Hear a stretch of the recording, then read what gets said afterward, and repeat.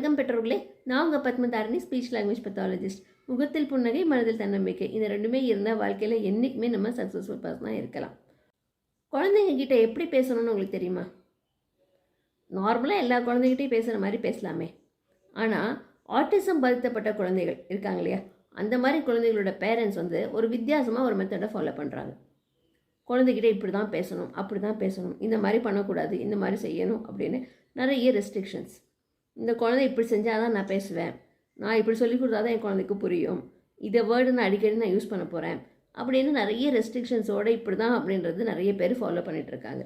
So இன்றைக்கி இந்த வீடியோவில் நம்ம என்ன தெரிஞ்சுக்க போகிறோன்னா, குழந்தை கூட இன்ட்ராக்ட் பண்ணுறது எப்படி, எந்த மாதிரி நீங்கள் இன்ட்ராக்ட் பண்ணால் அந்த குழந்தைக்கு ஈஸியாக நீங்கள் சொல்கிறது புரியும், அந்த குழந்தையும் நீங்கள் எப்படி அண்டர்ஸ்டாண்ட் பண்ணிக்கலாம் அப்படின்றது தான் இன்றைக்கி இந்த வீடியோவில் பார்க்க போகிறோம்.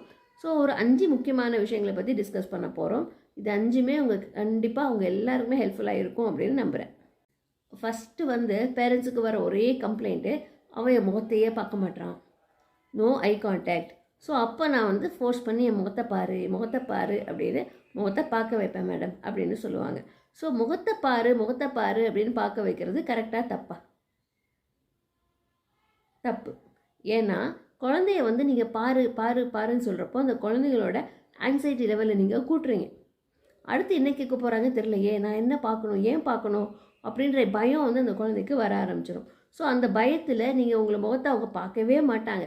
அப்படி பார்த்தாலும் நீங்கள் என்ன சொல்கிறீங்கன்றதை புரிஞ்சிக்கவே மாட்டாங்க. குயிக்காக நீங்கள் சொல்கிறீங்கன்றதுக்காக பார்த்துட்டு அப்படியே ஐ கான்டாக்டை அவாய்ட் பண்ணிட்டு அந்த குழந்தைங்க வேறு வேலையை பார்க்க ஆரம்பிச்சிடுவாங்க.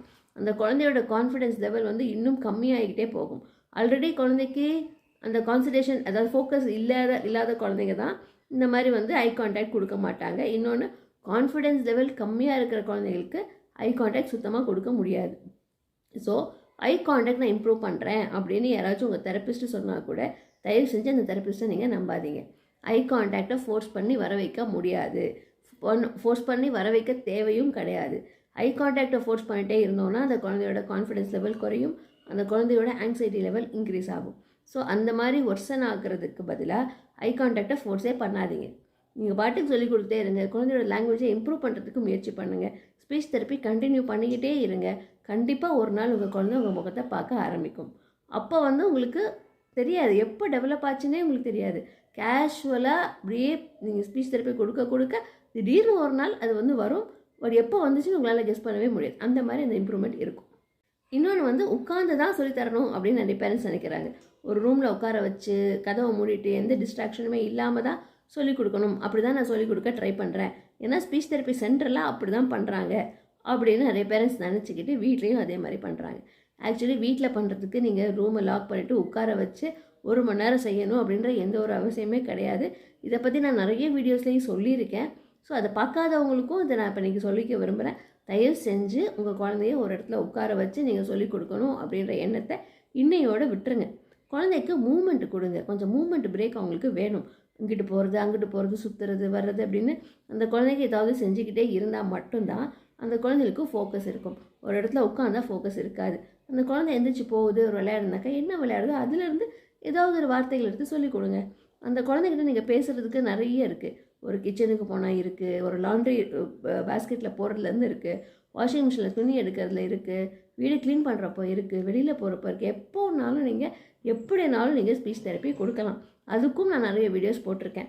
வெளியில் போகிறப்ப எப்படி ஸ்பீச் தெரப்பி கொடுக்கலாம், வீட்டுக்குள்ளே இருக்கிறப்ப எப்படி ஸ்பீச் தெரப்பி கொடுக்கலாம், குழந்தை தூங்குறப்ப நீங்கள் எப்படி பேசலாம் அப்படின்னு நிறைய வீடியோஸ் நான் போட்டிருக்கேன். அதெல்லாம் இது வரைக்கும் பார்க்காதவங்க தயவு செஞ்சு அந்த வீடியோஸ்லாம் போய் பாருங்கள். கண்டிப்பாக உங்களுக்கு எல்லாருக்கும் ஹெல்ப்ஃபுல்லாக இருக்கும். இன்னொன்று, உட்கார வச்சு பேச வைக்கணுன்றதை இன்னையோடு விட்டுருங்க. அந்த குழந்தைக்கு மூமெண்ட் பிரேக் கொடுங்க. எந்திரிச்சு போ, ஓடு, விளையாடு, மறுபடியும் ஒரு நிமிஷம் உட்காந்துட்டு மறுபடியும் போ, அப்படி கூட நீங்கள் செய்யலாம். மூணாவது அந்த குழந்தைக்கு எப்போ பார்த்தாலும் புக்ஸு பிடிக்கும்னு வச்சுக்கோங்களேன். ஒரு எக்ஸாம்பிள் சொல்கிறேன். அந்த புக்கு பிடிக்கும்னா அந்த புக்கையே கொடுக்குறதில்ல. எப்போ பார்த்தாலும் புக்ஸு தான் உட்காந்துருக்கான், நான் சொல்கிறத கேட்கவே மாட்டான், அதனால் புக்ஸ் எல்லாம் எடுத்து ஒழிச்சு வச்சுட்டேன் மேடம் அப்படின்னு நிறைய பேர் சொல்லுவாங்க. இன்னொன்று, டாய்ஸை வச்சு விளையாடிக்கிட்டே இருக்கான் எந்நேரமோ. டாய்ஸ் வச்சு விளையாடுனா நம்ம சொல்கிறத கேட்க மாட்டான், ஒரு வார்த்தை கூட சொல்ல மாட்டான், அதனால் ஒரு டாய்ஸ் கூட வீட்டில் இல்லை, எல்லா டாய்ஸையும் தூக்கி இறக்கட்டிட்டேன் அப்படின்னு நிறைய பேர் சொல்லியிருக்காங்க. ஸோ அந்த மாதிரி பண்ணுறது ரொம்ப ரொம்ப பெரிய தப்பு. அந்த குழந்தைக்கு என்ன இன்ட்ரெஸ்ட் இருக்கோ அந்த இன்ட்ரெஸ்ட்லேருந்து நீங்கள் ஆரம்பிக்கணும். அந்த குழந்தைக்கு டாய்ஸில் இன்ட்ரெஸ்ட்னா டாய்ஸில் நீங்கள் க்ரியேட்டிவிட்டி கொண்டு வரலாம். அந்த குழந்தைக்கு நீங்கள் பிரிட்டன் ப்ளே கற்றுக் கொடுக்கலாம், அந்த குழந்தைக்கு கவுண்டிங் சொல்லிக் கொடுக்கலாம், கலர் சொல்லிக் கொடுக்கலாம், சைஸ் சொல்லிக் கொடுக்கலாம், எத்தனையோ விஷயங்கள் அந்த டாய்ஸ் வச்சு நீங்கள் சொல்லிக் கொடுக்கலாமே. அந்த ஆப்பர்ச்சுனிட்டியை நீங்கள் இந்த இடத்துல மிஸ் பண்ணிடுவீங்க, அதை எடுத்து ஒழிச்சு வச்சுட்டோன்னா. அதே மாதிரி புக் ரீடிங் வந்து ஒரு பெரிய தப்பான விஷயம் கிடையாது. எனக்கு தெரிஞ்சு ஒரு பேரண்ட் பண்ணியிருந்தாங்க, எப்போ பார்த்தாலும் புக்கையே ரீட் பண்ணிகிட்டு இருக்கிறான், புக்கில் தான் அவனோட எண்ணம் ஃபுல்லாக இருக்குது, வேறு எதுலேயுமே கான்சன்ட்ரேஷன் இல்லை, அதனால் நான் புக்கே கொடுக்குறது இல்லை இப்போது அப்படின்னு சொல்லுவாங்க. ஸோ அந்த மாதிரி பண்ணாமல் அந்த குழந்தை வந்து புக் ரீடிங் பண்ணுறாங்கன்னாக்கா புக்கு தயவு செஞ்சு அவங்களுக்கு கொடுங்க. இன்னும் நிறைய புக்ஸ் வாங்கி கொடுங்க, நிறைய பேசுங்க, நிறைய கான்வர்ஸ் பண்ணுங்கள், நிறைய பிக்சர் டிஸ்கிரிப்ஷன் பண்ணுங்கள். இதெல்லாம் பண்ண அந்த குழந்தையோட ஒகேபுலரி இன்க்ரீஸ் ஆகும். அதை விட்டுட்டு குழந்தைக்கு பிடிச்சதெல்லாம் நீங்கள் தூக்கி ஏற கட்டிட்டீங்கன்னா அந்த குழந்தை எதை வச்சு கற்றுக்கும்? நீங்கள் சொல்கிறது அந்த குழந்தைக்கு இன்ட்ரெஸ்டே இல்லை. ஸோ ஆட்டோமேட்டிக்காக அந்த குழந்தை உங்களை அவாய்ட் பண்ண ஆரம்பிச்சிடும். ஸோ இதுதான் நிறைய வீட்டில் நடக்குது. ஸோ அது வந்து பண்ணாமல் இருங்க.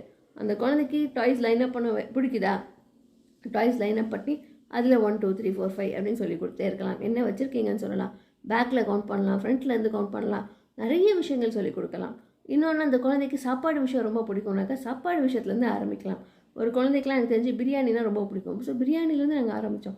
எப்படி பிரியாணி பண்ணுறது, அது சூடாக இருக்குமா ஜில்லுன்னு இருக்குமா, அப்படியே ஆரம்பித்தோம்.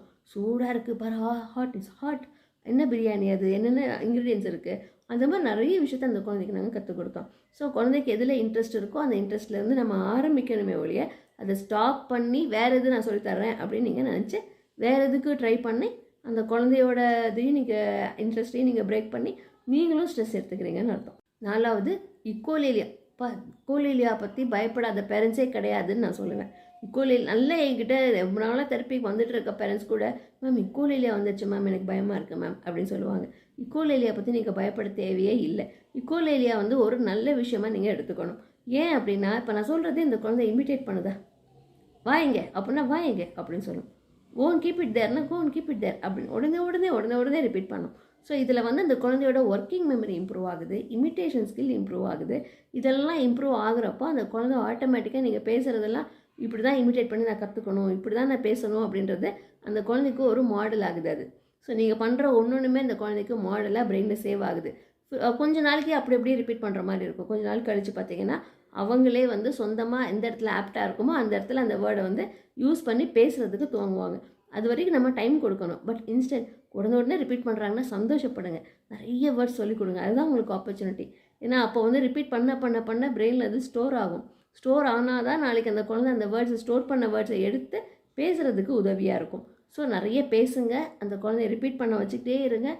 என்ன புரியுதோ புரியல நீங்கள் ரிப்பீட் பண்ண வச்சுட்டே இருக்கணும். அந்த குழந்தைக்கு காமிச்சு சும்மா ரிப்பீட் பண்ண வைக்கிறது கிடையாது. அது மனப்பாடம் ஆகிடும், தேவையும் இல்லை, அது மறந்துடும்.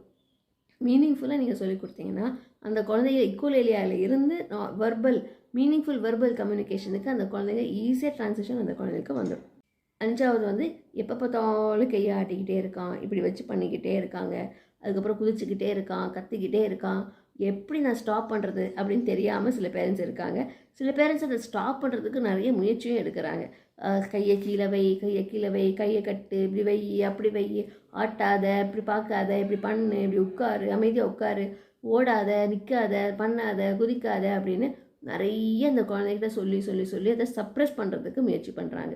ஸோ சப்ரெஸ் பண்ணுறது மூலமாக என்ன ஆகும்னா அந்த குழந்தையோட சென்சரி இஷ்யூஸ் வந்து ரெகுலேட் ஆகாது.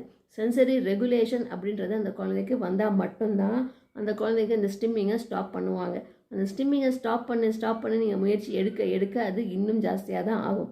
அப்படியே நீங்கள் ஒரு சமயத்தை கண்ட்ரோல் பண்ணிட்டீங்கன்னா அது வேறு இன்னொரு விதமான ஸ்டிம்மிங்கில் அது வெளியே வரும். இப்போ வந்து சாதாரணமாக குதிச்சுட்டு இருந்த குழந்தைய நீங்கள் ஸ்டாப் பண்ணியிருப்பீங்க, அந்த குழந்தை கத்துறதுக்கு துவங்கியிருக்கும். அதுக்கப்புறம் கத்துறதை ஸ்டாப் பண்ணுவீங்க, அந்த குழந்தை ராக்கிங் பிஹேவியர் வந்திருக்கும். ஸோ ஒன்று மாற்றி வந்துக்கிட்டே தான் இருக்கும். சப்ரெஸ் பண்ணி வைக்கிறது எந்த ஒரு அர்த்தமே கிடையாது, அது சொல்யூஷன் கிடையாது. அது வந்து கரெக்டான ஆக்குபேஷனல் தெரப்பிஸ்ட்டை நீங்கள் பார்த்து அவங்கக்கிட்ட சென்சரி தெரப்பி நீங்கள் எடுத்துக்கிட்டீங்கன்னாக்கா சென்சரி ரெகுலேஷன் அப்படின்றது ஃபார்ம் ஆகும்.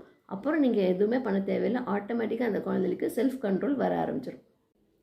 ஓகே பெற்றோர்களே, இன்றைக்கி குழந்தைகிட்ட நீங்கள் இன்ட்ராக்ட் பண்ணுறப்போ மனசில் வச்சுக்க வேண்டிய 5 விஷயங்கள் இன்றைக்கி நம்ம டீட்டெயிலாக பார்த்தோம். ஃபஸ்ட்டு வந்து ஐ கான்டாக்டை ஃபோர்ஸ் பண்ணக்கூடாது. 2வது வந்து சிட்டிங் டாலரன்ஸை ஃபோர்ஸ் பண்ணக்கூடாது. 3வது வந்து ஸ்பெஷல் இன்ட்ரெஸ்ட்டை வந்து தடுக்கக்கூடாது. இன்னொன்று இக்கோலேலியாவை பற்றி பயப்படக்கூடாது. 5வது ஸ்டிம்மிங்கை ஸ்டாப் பண்ணக்கூடாது.